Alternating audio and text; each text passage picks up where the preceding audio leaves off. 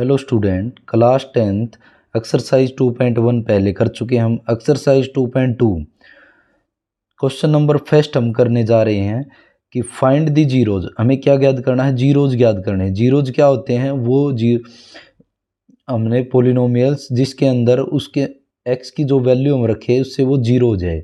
Of the following quadratic polynomials. कौन सी polynomial के बारे में बात कर रहे हैं? क्वाड्रेटिक, जिसकी हाईएस्ट पावर कितनी होनी चाहिए? 2 होनी चाहिए, वो पोलिनोमियल।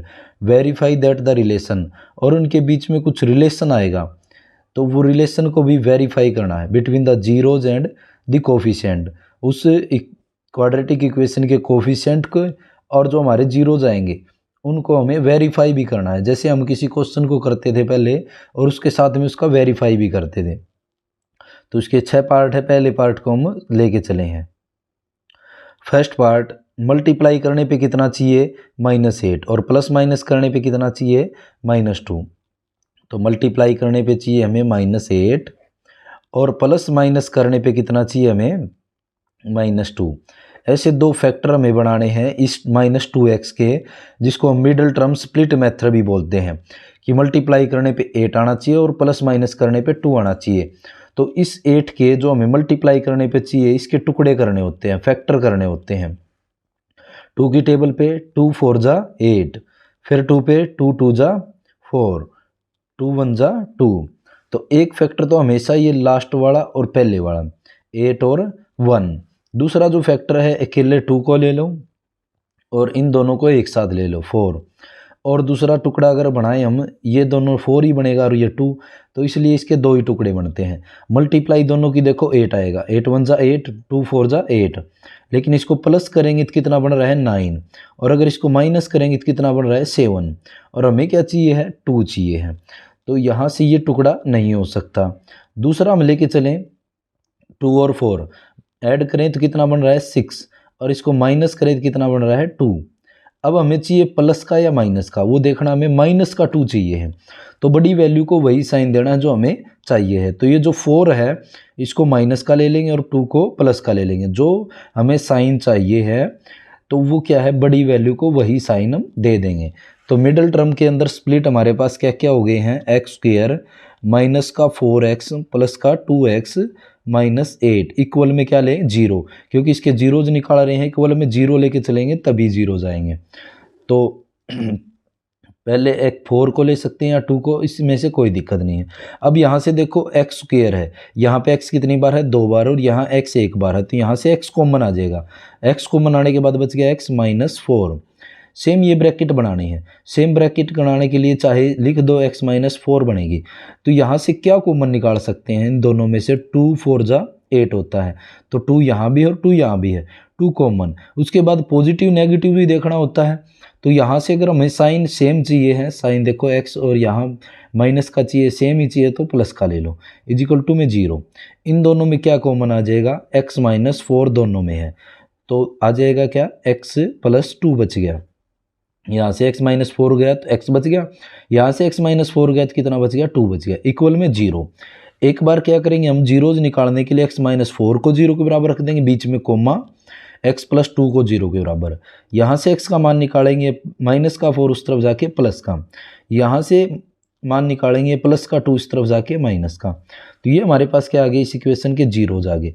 तो हम लिख सकते हैं सो दी जीरोज ऑफ दिस पोलिनोमियल भी लिख सकते हैं, या फिर वो पोलिनोमियल x² माइनस का 2x -8 इज, इनको नाम देते हैं अल्फ़ा। अल्फ़ा है 4, और एक का नाम देते हैं बीटा। बीटा है -2। तो पहला जो है उसको अल्फ़ा बोलते हैं, दूसरे को बीटा बोलते हैं। और इस इक्वेशन को अगर हम कंपेयर करें, comparing this equation with ax² + bx + c, इससे कंपेयर करें इक्वल 0, तो x² के आगे जो है वो a होता है, तो a का मान कितना है? a का मान है 1, और x के आगे जो वैल्यू होती है वो b होती है, तो b का मान कितना है? -2, और उसके बाद c का मान जो कांस्टेंट है इसमें -8 है। तो ये हमने क्यों निकाला है?